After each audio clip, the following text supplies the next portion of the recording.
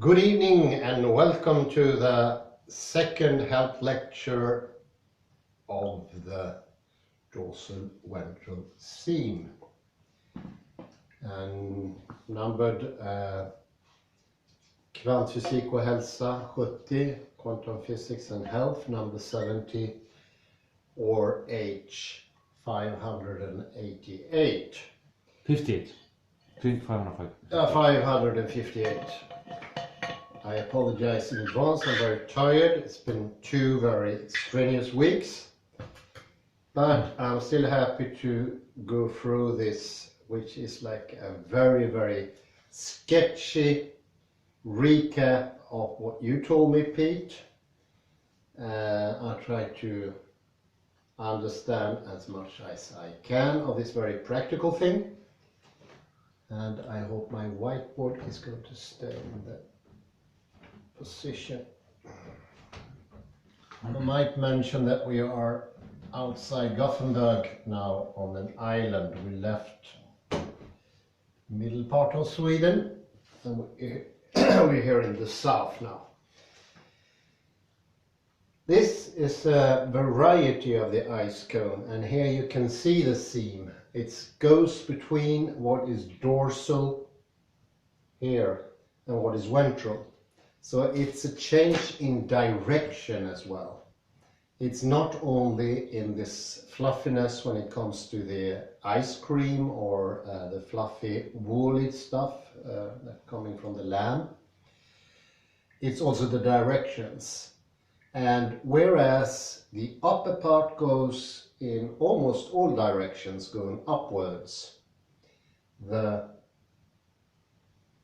pointy bit of the ice cone, here you see the power arrows go almost to a singular point.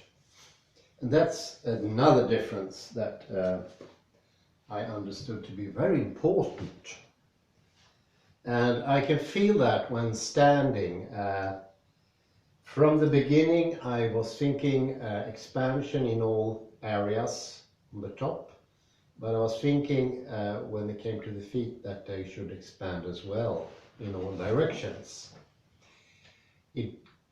That gave me a good grip, but maybe it's not about having a good grip, it's maybe the direction is more important.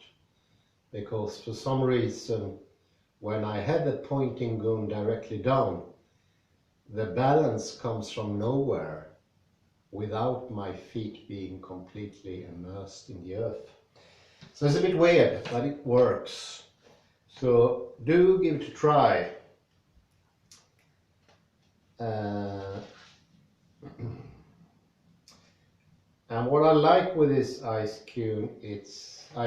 cone, it goes directly to our right side of the brain, because it's a visual.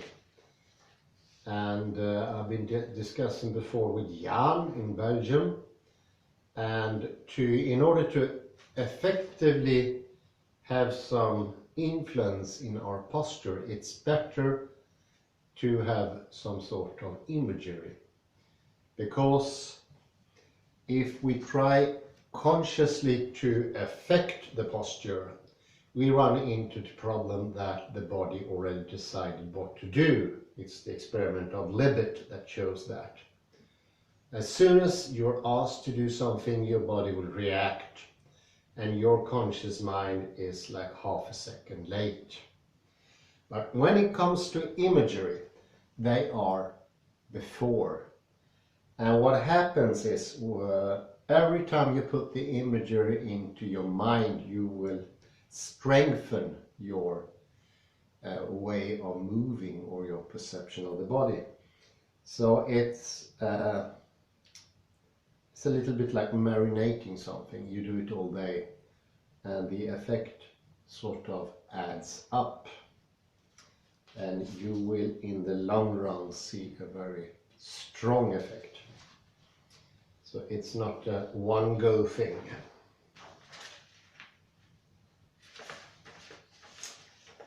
And I also get an explanation here from the paper Where is the Alexander technique's right brain, or use of the imagery of John Appleton?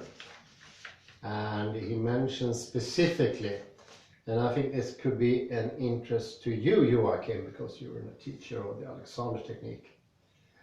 And he writes this under the title Inhibition and Mental Imagery. Inhibition is paramount in the process of finding a new way to respond. Whether we are good at it or not, AT practitioners know that it's one of the keys to unlocking a new world of response for us. The implied rules for using mental imagery and the explicit rules for its use here are compatible with the concept of inhibition. Well, sort of obvious. To experiment with a mental image is to think something, not to do something. To do something directly in this context is to imitate, which is completely different activity. Imitating an elephant, for instance, involves very different musculature and creates very different results than imaging being an elephant. That goes to explain that we shouldn't move in this way or that way or any other way. What you should do is have a visual, an image, which is like a very decisive difference. And we know from John Libet this has a liberating effect in the mental model we already have, because we all have one, and that is important to understand. It's not like you don't have a mental imagery, you already have one.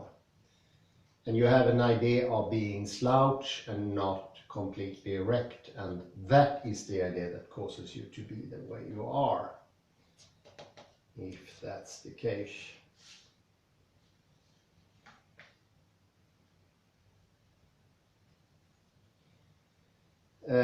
John goes on to write that it sounds like this: most of us who studied the Alexander technique for a while, I'm sure, have experienced being an Alexandroid.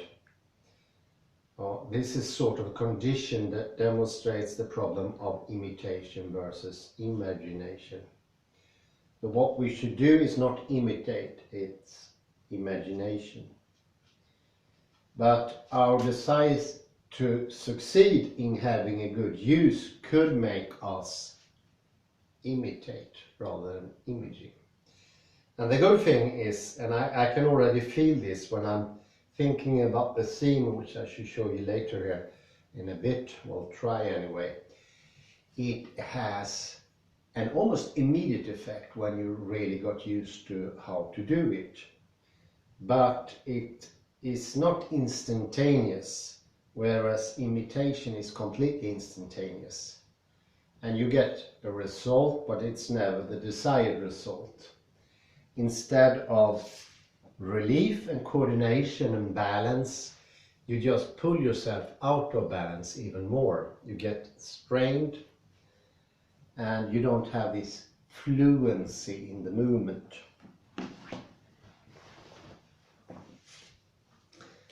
And John goes on to write that he's pretty sure that imaging doesn't interfere with inhibition. And he also asks himself, would imaging be an individual with good use? Would imaging being an individual with good use? I think he got that sentence wrong here.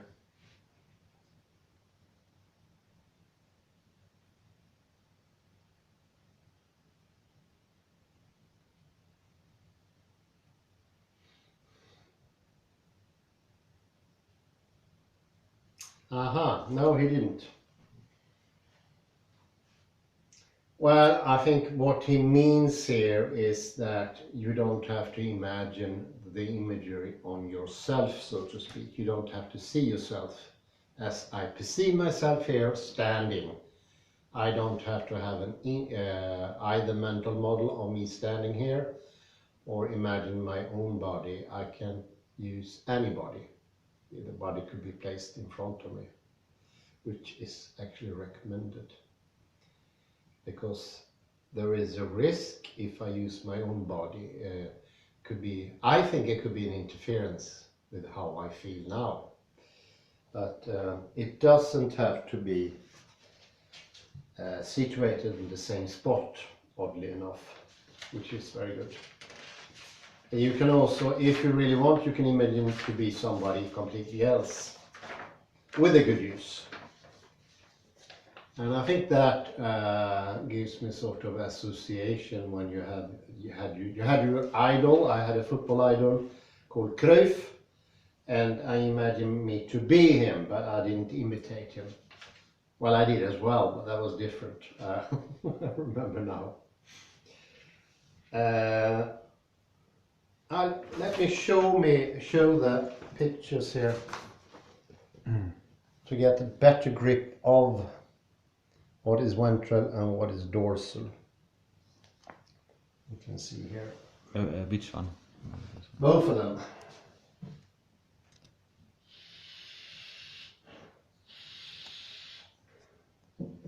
These goes to help to understand a bit more of how the imagery is made. And you see we're starting with this very simple animal, and here you can see the surface beneath, which is that one, and on top. And therefore the dome is on top, and therefore this is in the bottom. And these seem to be the yin and yang of the whole thing. Something goes to the ground and the other one goes up, and they are completely different.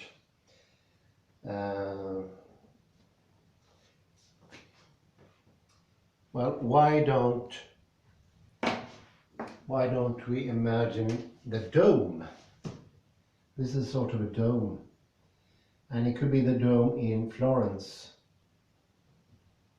This dome is constructed in exactly the same way.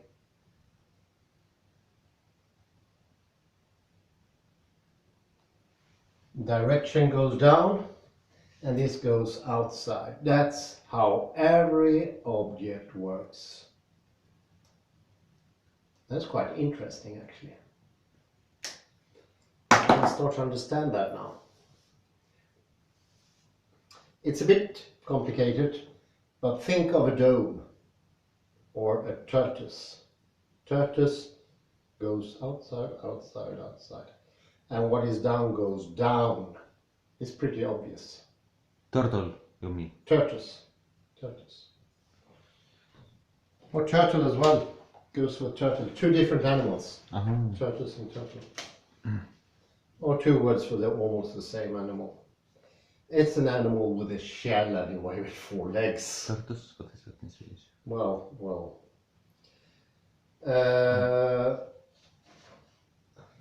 Well, here you have a dome shape. The weight of this goes outside, and you can only feel the weight going down when you put it on your hand. And the idea, we are constructed in the same way as every other thing living, and including domes. What was the name of the guy who constructed the dome now? Duomo. Brunelleschi.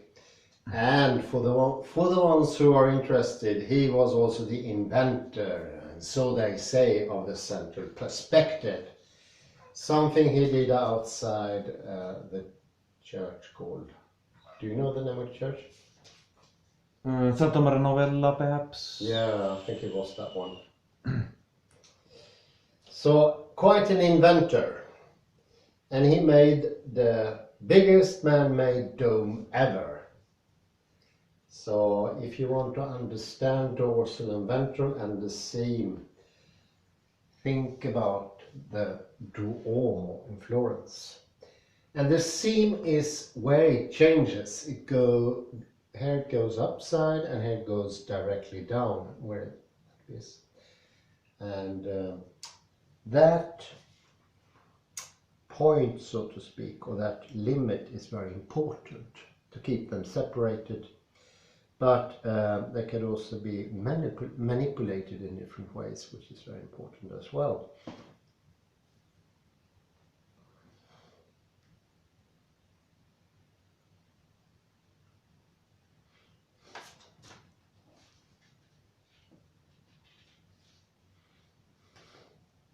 Well, here is actually some illustrations to show this even better. I should have used those before. And here you can see the different dome shapes. And here you can see that that animal is actually dome shape. And here you see it changes and changes and changes, and it goes to be a human being. It's quite ingenious.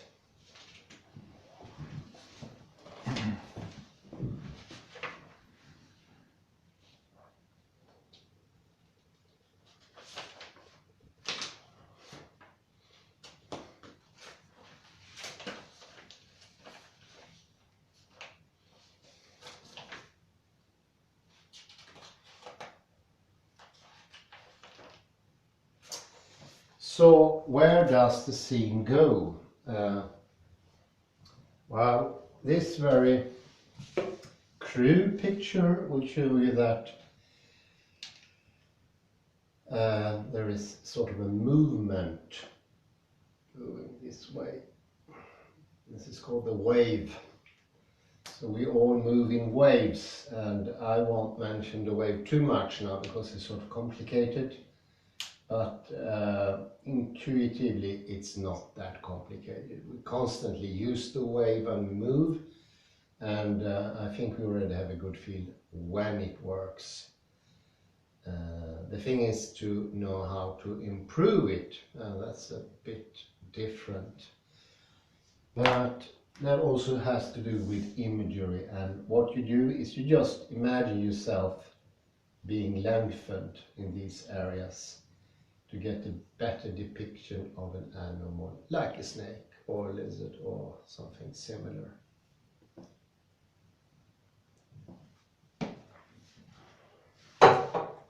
But here goes the borders, so it goes up here around the ear, down here, and it goes down here, and it goes out here, and it goes this way in between the fingers, and it goes this way up here,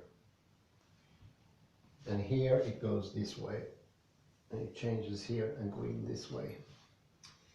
So that's the seam, and not to be forgotten, the dorsal goes all the way here, so you have the black underneath.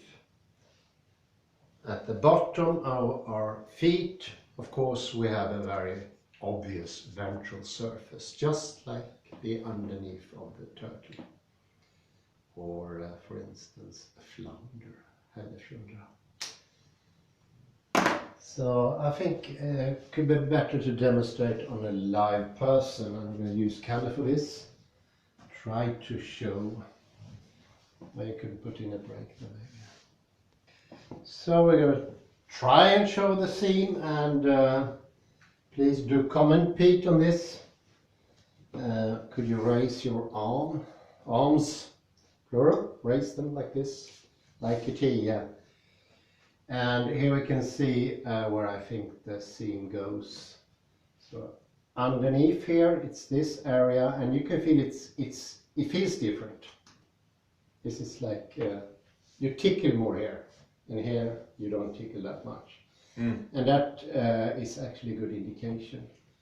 And here it goes the seam here somewhere, and it goes up here, and it goes, and this actually helps. This doesn't complicate things more, but it goes in between the fingers and goes up here.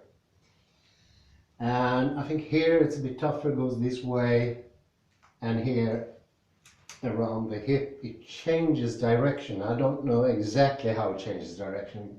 Pete, I think you probably can tell.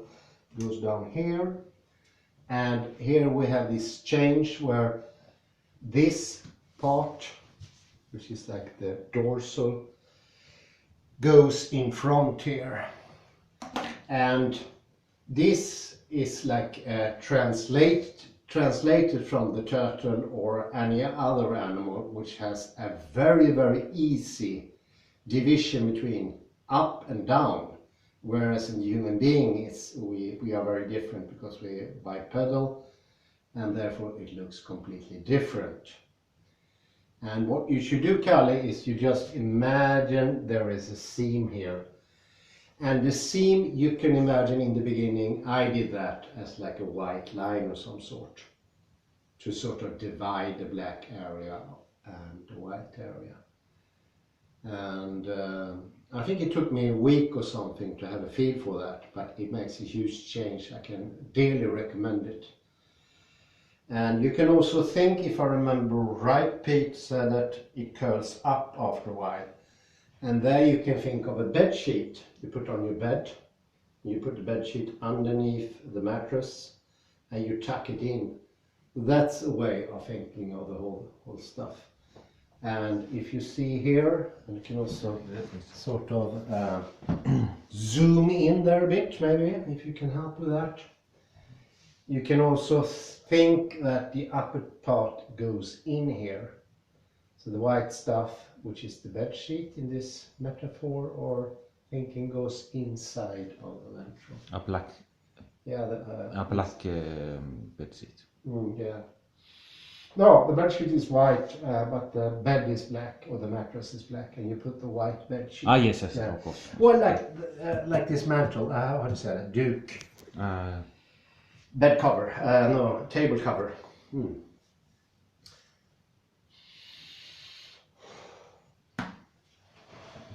Maybe a little bit like this.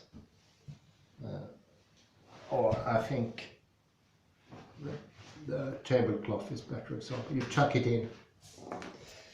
But I don't want to go into details there. I think it's better to start with firstly just have an image of a seam.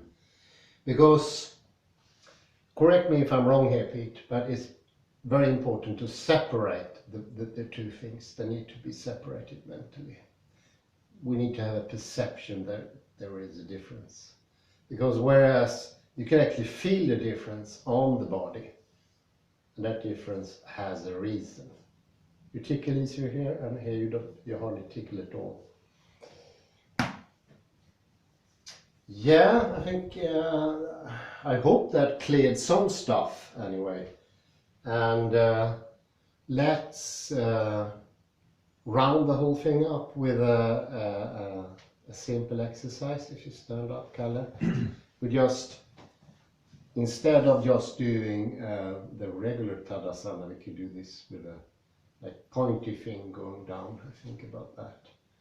You have this expansion first. Maybe start with the ice cone, and you expand and you think where you are in Hisingen, and you see the different houses around here, and that courtyard, and on the other side you have the little one road, San Saunico, and then you think the light cone going down. Expand. Very good. So.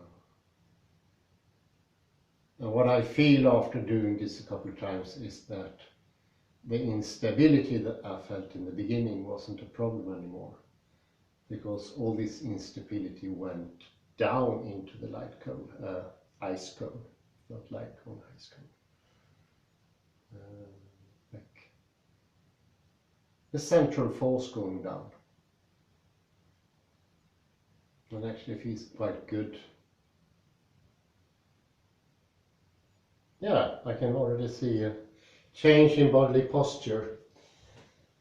So this change happens almost instantly. What we need to do is just repeat the thinking, and it sounds pretty easy. In a way it is easy, but please do note this imagery will be clearer for every time we try it. And what one can do is go back to a picture, one of the imagery, to make it clearer. Hi, thank you very much, Kalle, and thank you guys for listening. Thank you, over and out, for 558 or Quantum Physics and Half 70. Thank you. Bye bye.